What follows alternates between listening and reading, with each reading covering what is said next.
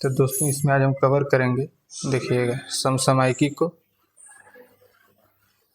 फिर इधर भारतीय इतिहास, भारतीय राष्ट्रीय आंदोलन, भूगोल को कवर करेंगे,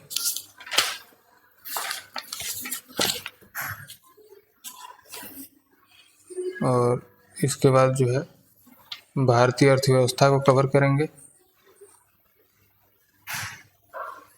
सामान्य विज्ञान को कवर करेंगे, तर्क शक्ति और प्रारंभिक गणित, इसको हम कभी टाइम मिलेगा तो कराएंगे दोस्तों। फिलहाल जिसमें जो टाइम टेकिंग नहीं है उसी को करा रहे हैं, ठीक है। इसके बाद सामान्य जागरूकता को कवर करेंगे, ठीक, और सामान्य हिंदी को कवर करेंगे, ठीक है दोस्तों। तो आइए स्टार्ट करते हैं, तो शुरू करते हैं दोस्तों। तो आइए यहाँ से हम जो है समसामयिकी से स्टार्ट करते हैं, ठीक, जिसमें पहला क्वेश्चन है कि कौन सा देश वर्ष 2025 तक सभी परमाणु संयंत्रों को बंद करेगा। ऑप्शन में है दोस्त बेल्जियम, भारत, रूस और ऑस्ट्रेलिया। तो इसका सही जवाब होगा दोस्तों बेल्जियम। क्या होगा? बेल्जियम। और इसमें हम आपसे क्वेश्चन भी पूछेंगे जिसका जवाब आप लोग कमेंट सेक्शन में दीजिएगा, ठीक है ना। किसने दुनिया का सबसे बड़ा टेलीस्कोप लॉन्च किया? किसने दुनिया का सबसे बड़ा टेलीस्कोप लॉन्च किया? ऑप्शन ए है इसरो, बी है नासा, सी यूरेनियम,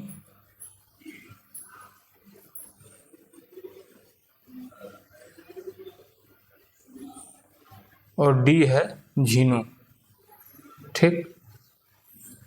तो बताइएगा इसका जवाब क्या होगा। इसरो, नासा, यूरेनियम, झीनो। फिर से सुन लीजिए क्वेश्चन को। किसने दुनिया का सबसे बड़ा टेलीस्कोप लॉन्च किया?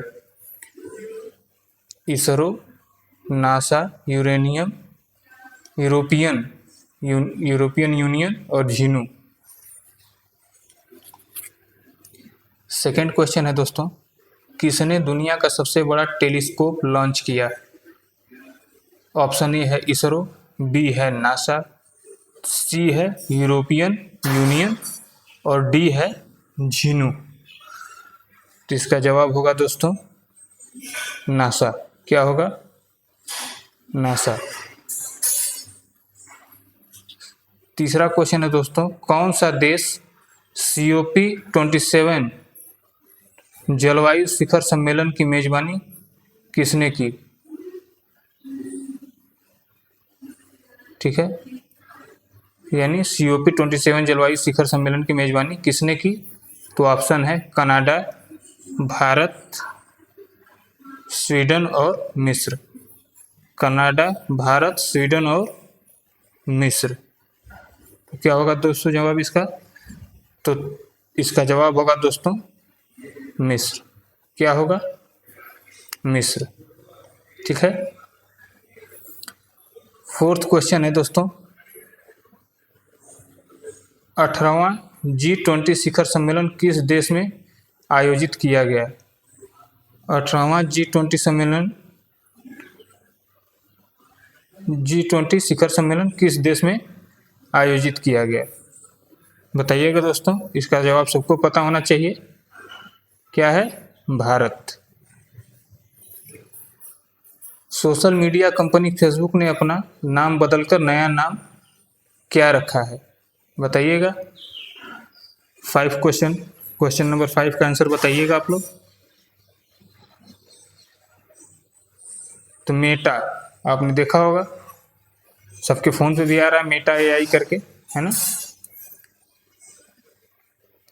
हवा से कार्बन लेने वाला दुनिया का सबसे बड़ा प्लांट किस देश में शुरू किया गया है? बताइएगा।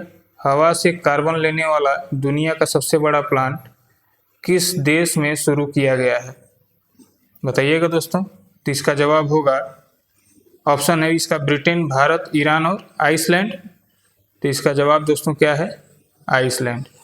दोस्तों अब थोड़ा हम तेज़ी से चलेंगे, ठीक है, ताकि वीडियो बहुत ज़्यादा लंबी ना हो।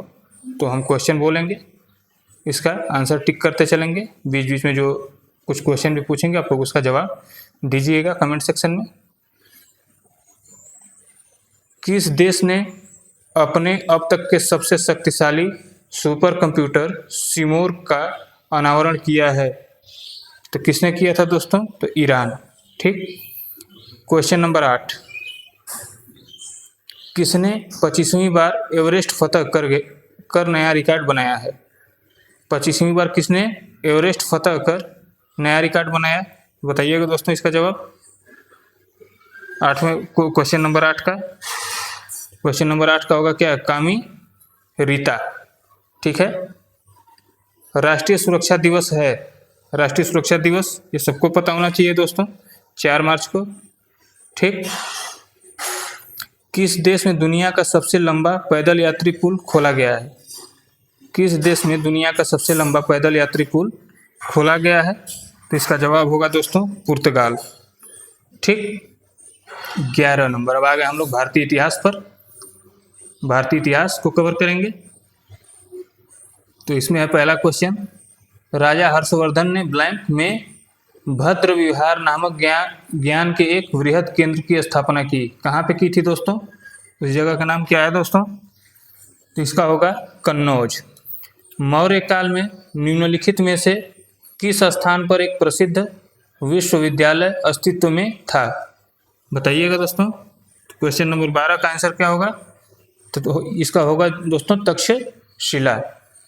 क्वेश्चन नंबर 13, दिल्ली में कुतुब मीनार दुनिया की सबसे ऊंची मीनार है, निम्न में से कौन से राजा ने इसके निर्माण में योगदान नहीं दिया था?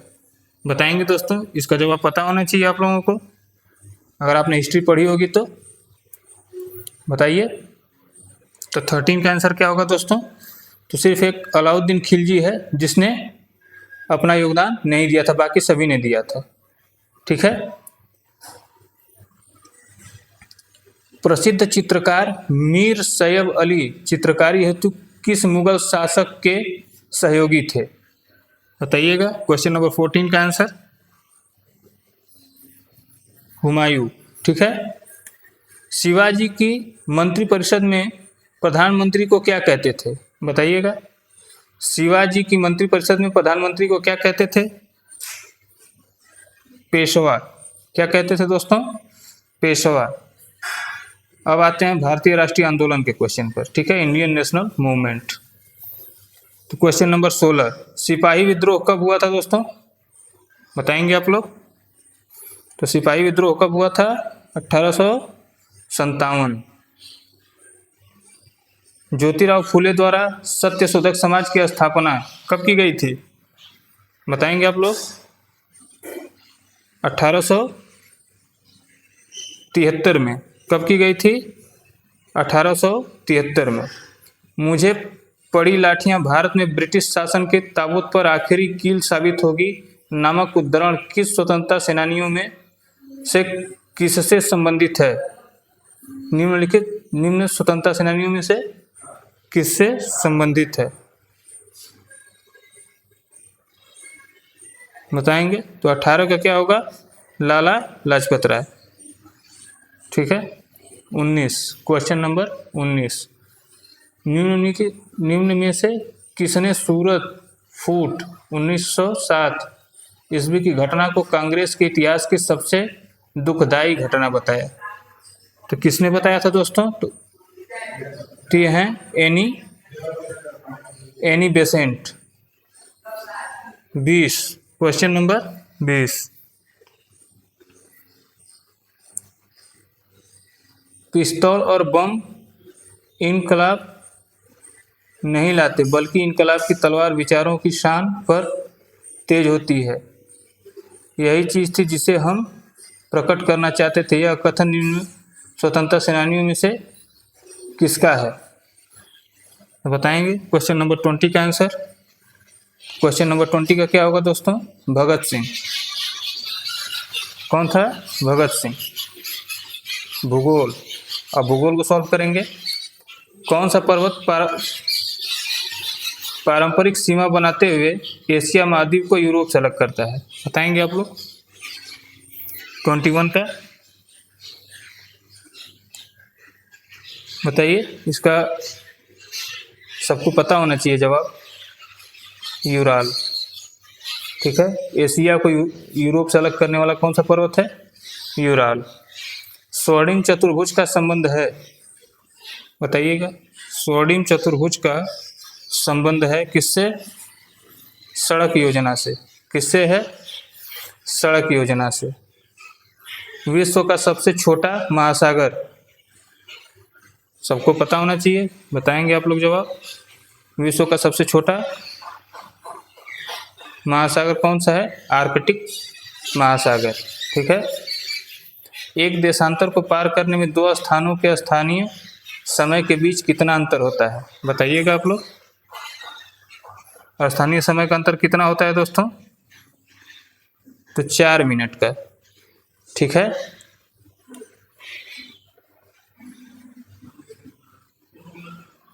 भारत की जलवायु निम्न में से किससे प्रभावित नहीं होती है? बताएंगे आप लोग। तो इसका है महासागरीय धाराएं। महासागरीय धाराएं। अब करेंगे दोस्तों भारतीय अर्थव्यवस्था के क्वेश्चन को। ठीक है, भारतीय अर्थव्यवस्था का जो है प्रश्न सॉल्व करेंगे। तो क्वेश्चन नंबर 26 बताएंगे, अर्थशास्त्र के अकेले नोबेल पुरस्कार प्राप्त करने वाले प्रथम अर्थशास्त्री कौन थे दोस्तों? बताइए कौन है?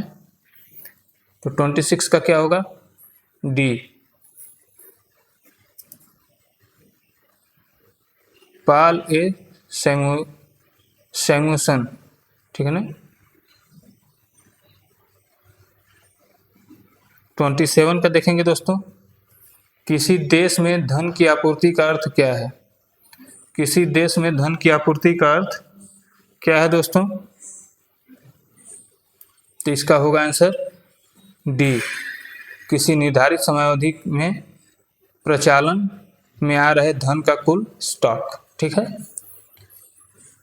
नुक्कड़ की दुकान, कॉर्नर शॉप किसका उदाहरण है? नुक्कड़ की दुकान जो है किसका उदाहरण है? बताएंगे इसका जवाब आप लोग। तो ये क्या है हमारा दोस्तों? एकल व्यापार। क्या है? एकल व्यापार। निम्नलिखित में से क्या बाजार अर्थशास्त्र व्यवस्था का लाभ है? बताएंगे 29 का आंसर। तो 29 का आंसर होगा उत्पादों के लिए प्रोत्साहन। क्या होगा दोस्तों? उत्पादों के लिए प्रोत्साहन। 30 का होगा कुछ लागत और कुछ परिवर्ती लागत के बीच ऊर्ध्वाधर दूरी क्या है? बताएंगे। तो इसको बोलते हैं कुल स्थिर लागत।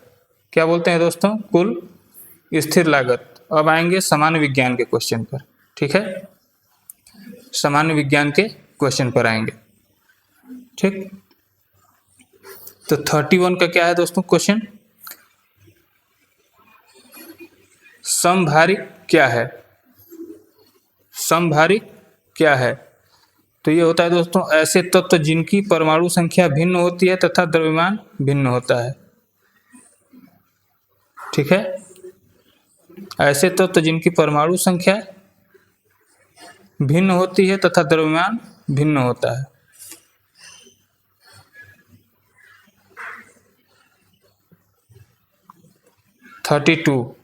निम्नलिखित में से कौन सा युग्म गलत है? निम्नलिखित में से कौन सा युग्म गलत है? बताएंगे इसका जवाब आप लोग।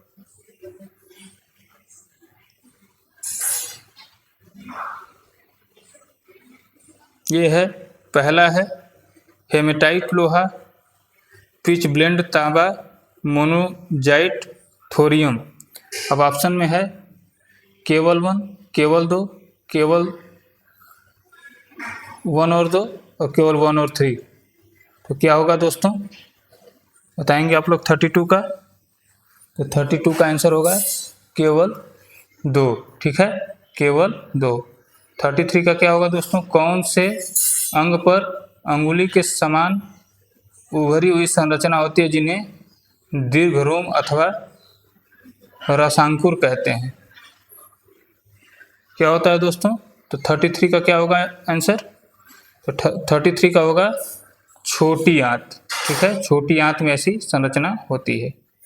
ठीक, निम्न में से कौन सा एक सदिश मात्रा नहीं है? सदिश और अदिश आप लोग जानते ही होंगे, तो बताएंगे इसका जवाब। विद्युत धारा। क्या है? विद्युत धारा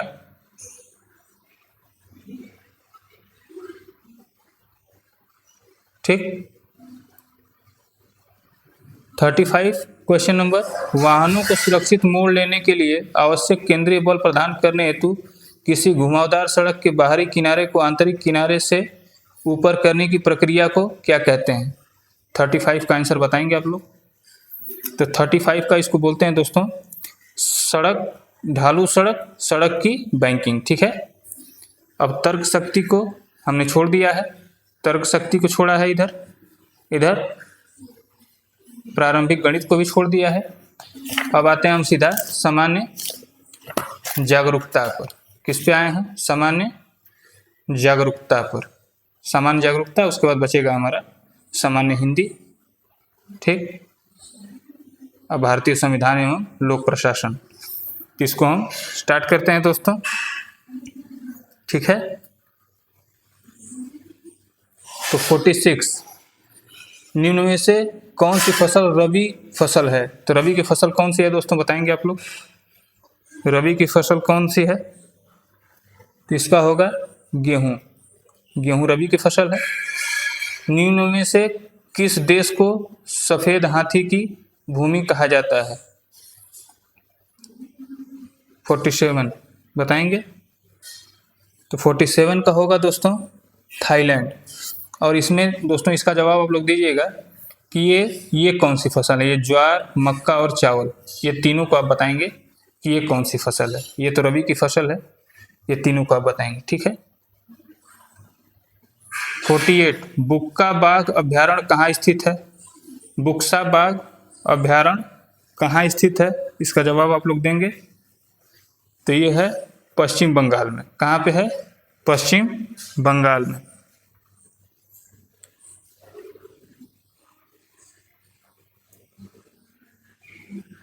निम्न में से किसने प्रसिद्ध खेल सांप सीढ़ी का सृजन किया था? तो सांप सीढ़ी का सृजन किसने किया था? अब बताएंगे। ज्ञानदेव ने। किसने शुरू किया था? ज्ञानदेव ने।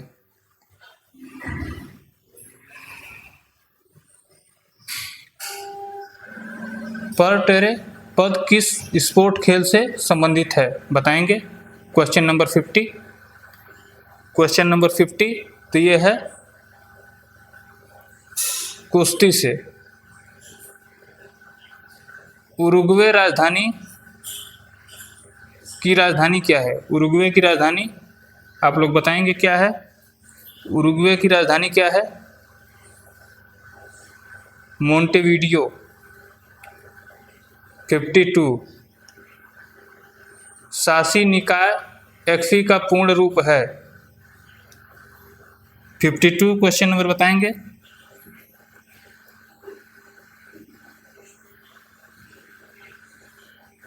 Amateur kabaddi federation of India. ठीक है, amateur kabaddi federation of India.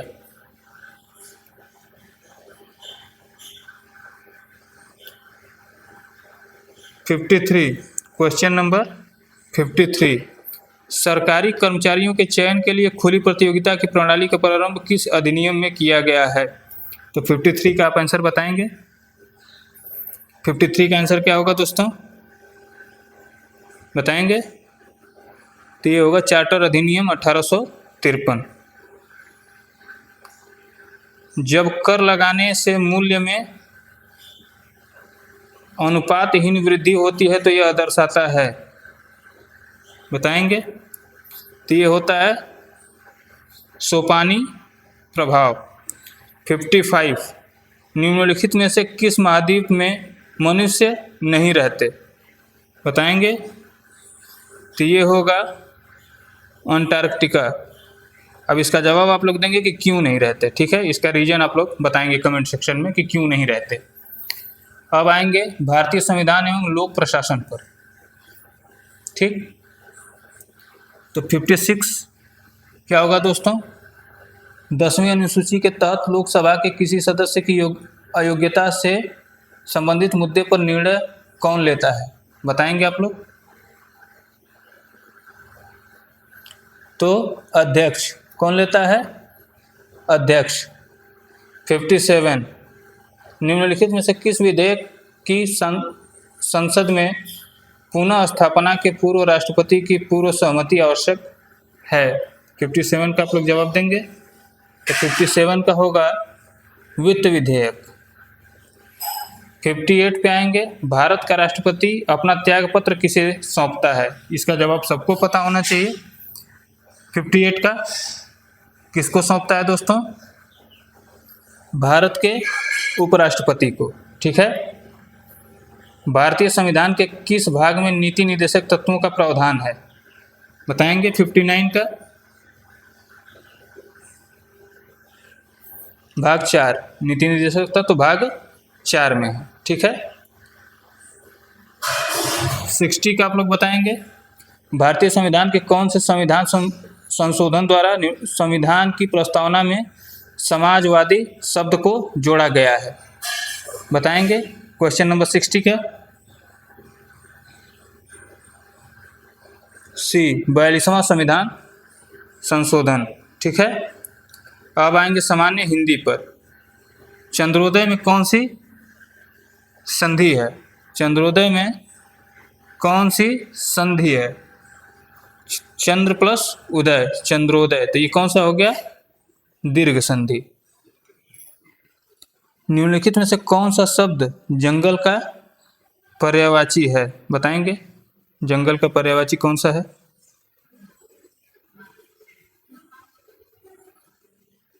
बताएंगे।